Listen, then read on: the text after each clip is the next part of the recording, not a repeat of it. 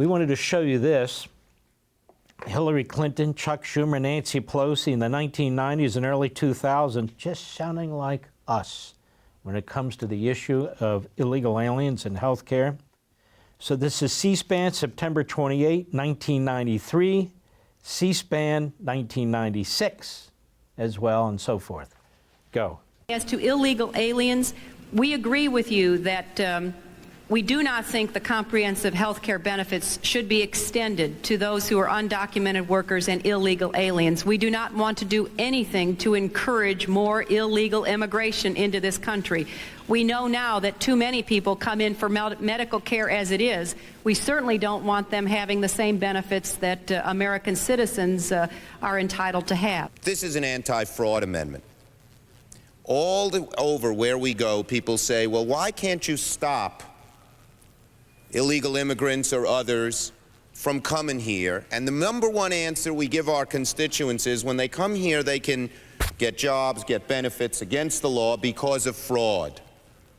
And here, the gentleman from Florida has put together the most effective anti-fraud measure we can find without it changing the actions of the government one bit.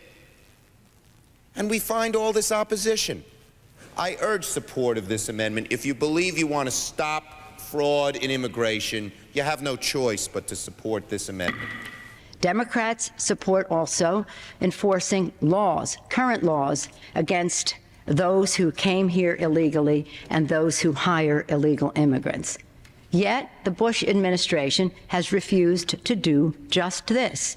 Imagine that for all of this talk about illegal immigration to the United States and going after those workers who are working here illegally, and we should, but we also must have employer sanctions. Where are these people working? Why are we not enforcing the law against employers who hire illegal, undocumented people here? Wow, what bigots. Wow, whatever phobe they are. Just unbelievable. Now, they're not the only ones, you know. That was the position of the vast majority of the Democrat Party leadership against illegal aliens, undermining labor positions, undermining unions, undermining their own constituents. You know, that she was 20 years ago. The Schumer bit and the Hillary bit about 30 years ago. It's amazing how much has changed. So what has changed? You and I haven't changed. The Republican Party hasn't changed. They have changed because they see the power base has moved for them. That is, their constituency wasn't big enough to win election after election. So what did? They needed to change the country and change their party. You know, I say over and over again, it's about this book on power. I want to be very clear about this. I'm not about hawking books. I'm about promoting ideas, promoting arguments, promoting viewpoints, explaining things that are taking place.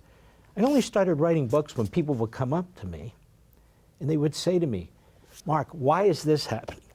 Why isn't anybody doing something about this? Mark, why do these people think this way? And so I said, you know, it's going to take more. You know, 1-hour TV show or a radio show and so forth and so on. If I'm going to dig into this in a significant way, I mean, I didn't start out as an author, then I need to become an author. I need to write these things down. I need to research them. I need to think about them. I need to apply my own thinking to them. That's why, always hawking a book. I am hawking nothing. I'm promoting smart for all of us. It's not just me. I gather information from other smart resources, and I want to share them with you because you're busy and you may not have time to do it. But look at this. Look at that. In my book, my first blockbuster book, Liberty and Tyranny, I have a whole chapter on immigration. And I go into the whole history of how this change occurred. And that book's 15 or 16 years old now, maybe something like that. And I get into it, how the late Martin Luther King's right-hand man, Ralph Abernathy, with the Southern Christian Leadership Conference, how he fought illegal immigration.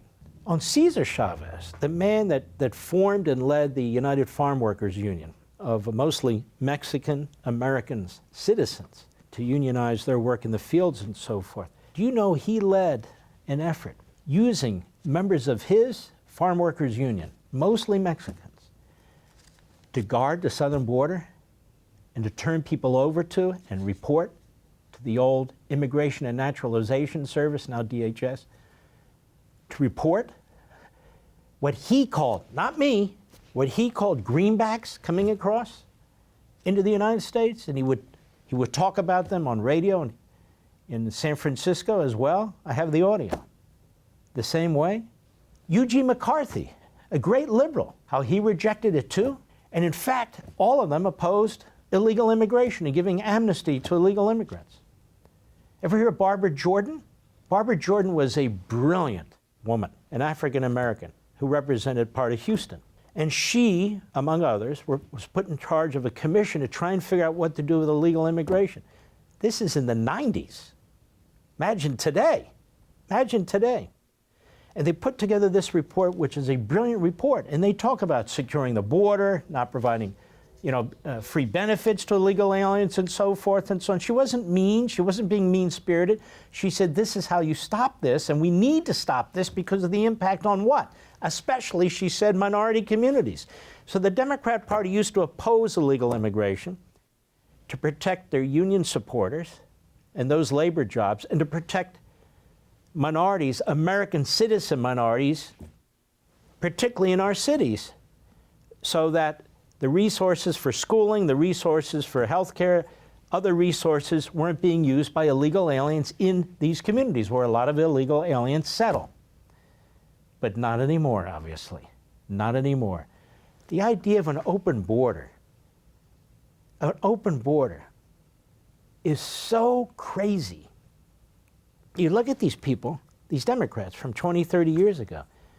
Nobody supported that. Nobody would have supported that. Major changes in our immigration laws, particularly I think it was in 1965, pushed by Ted Kennedy. Major changes. Even Democrats said, at the time, not all, but some, this will forever change the nature of the nation, which it did. The whole idea of chain migration and all the rest of it. That was in that bill. That's what they pushed, and they said it wouldn't change the nation, but of course it has. Now you have people coming into the country, not just illegal aliens, but people coming into the country from other parts of the world, the Middle East, as an example, who are pushing the overthrow of the country. And once they're here, you can see how difficult it is to remove them, given the radical left-wing judges, lifetime appointees that are in all these federal district judge positions now. The entire system, in a period of less than half a century, but half a century and within, has been completely corrupted to help support this revolution against the American system. It's absolutely incredible and disgusting. For all this and much more, sign up for Levin TV.